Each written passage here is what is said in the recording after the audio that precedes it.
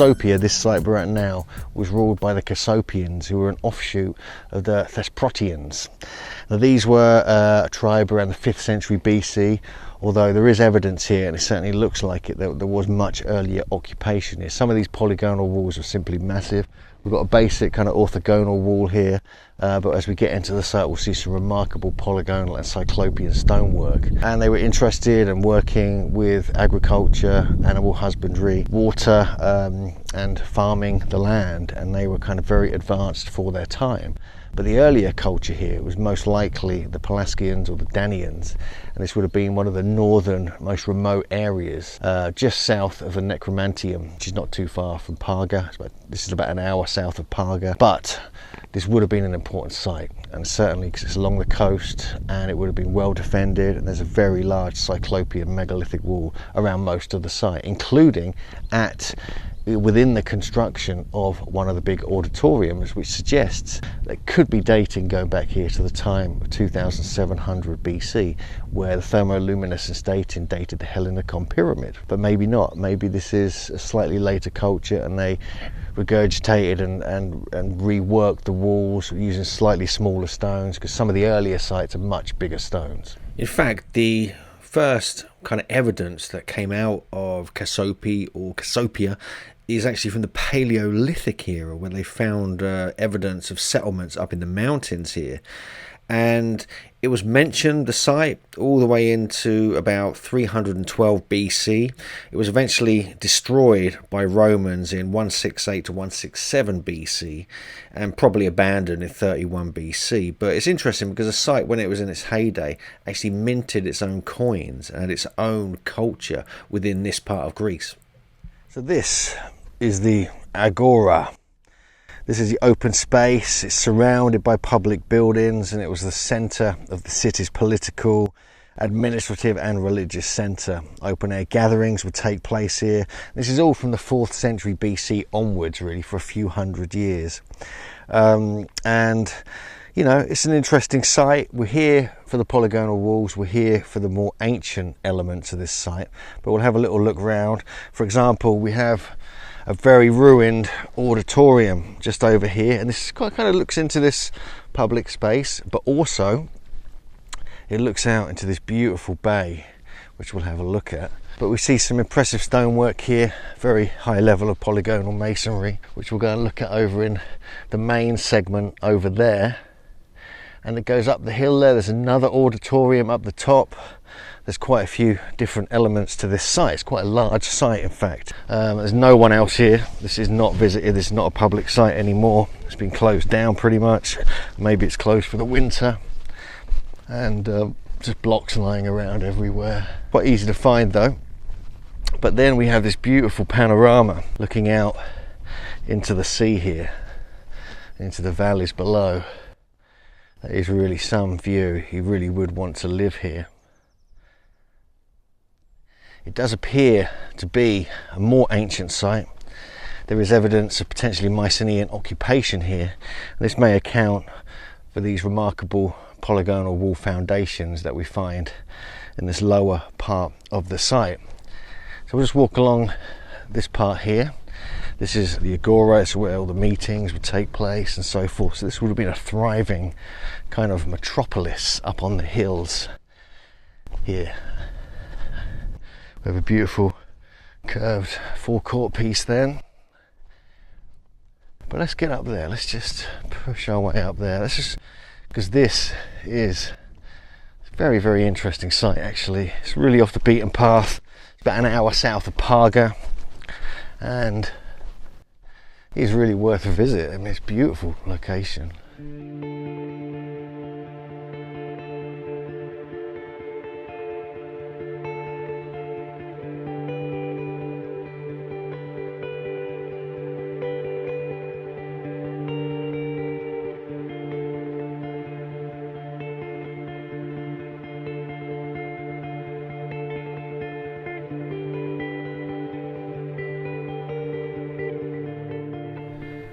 So we're just inside what is called the Catagogion. This is a monumented building just north of the Agora, 30 by 32.6 meters.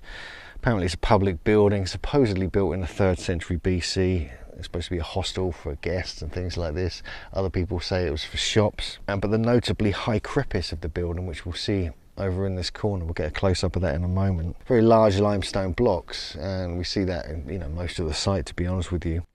Apart from the southeast corner, which was a isodomic system, but the upper walls were mud brick blocks, which have completely gone. There would have been roofs over the top, and there would have been stone bases and pillars and other such thing, with 17 rooms with balconies.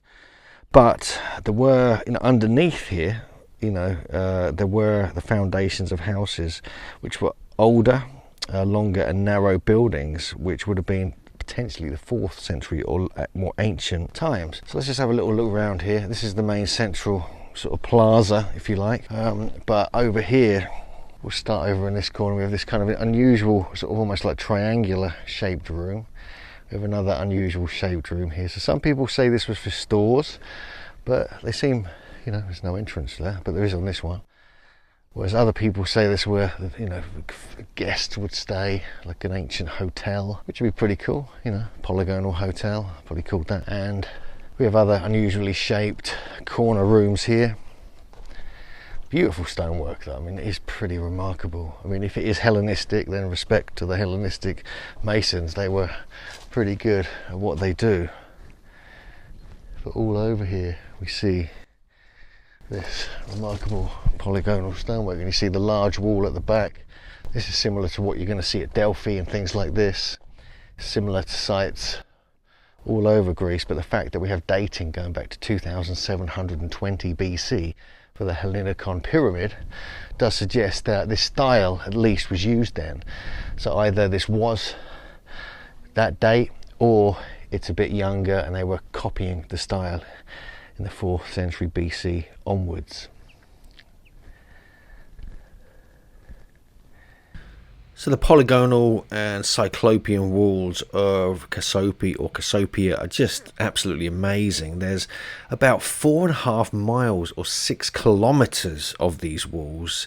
They reached a maximum height of about 10 meters or 30 feet, and they were up to 3 meters to 5 meters wide. So we're talking 9 to kind of 15 feet wide. So it's quite an impressive selection of walls that you can see here all around the site. Now, much of it is now being destroyed, but much of it is still there, and it shows you this sophistication that we find in ancient Peru and Bolivia and even in Egypt, kind of echoed here, much like we find all over Greece and also in Italy. Now, there are elements of the site which are really interesting. There's obviously, we have the Catagogion, which we can see here. We can see these avenues almost like with polygonal floors. There's also a Macedonian tomb, which is really intriguing. There's a sanctuary to Aphrodite, a necropolis, and it's said that within the Catagogion, it was actually like a kind of hotel where people would actually stay. But the site is really beautiful site, and it's well worth visiting. But let's continue on our journey and see what else we can find. So we just walked up from the main part of the site, just uphill slightly, and you can see this beautiful polygonal wall here. It's absolutely amazing. This is the one that looks like it's got big sort of jigsaw geometric flowers, which we'll look at in a second in more detail.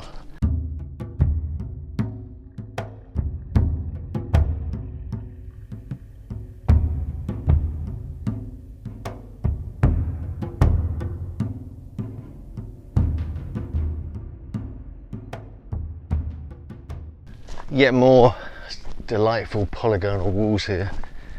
You can see we're heading up towards the larger amphitheatre, but on the way up we're seeing these, so still very impressive.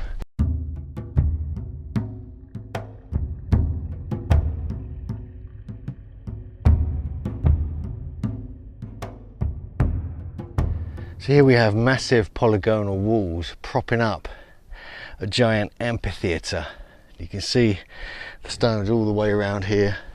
They go all the way around the back, surrounding the entire place, and within it as well, which we can see with the drone. So this is quite an impressive structure, and we have to question how old this is.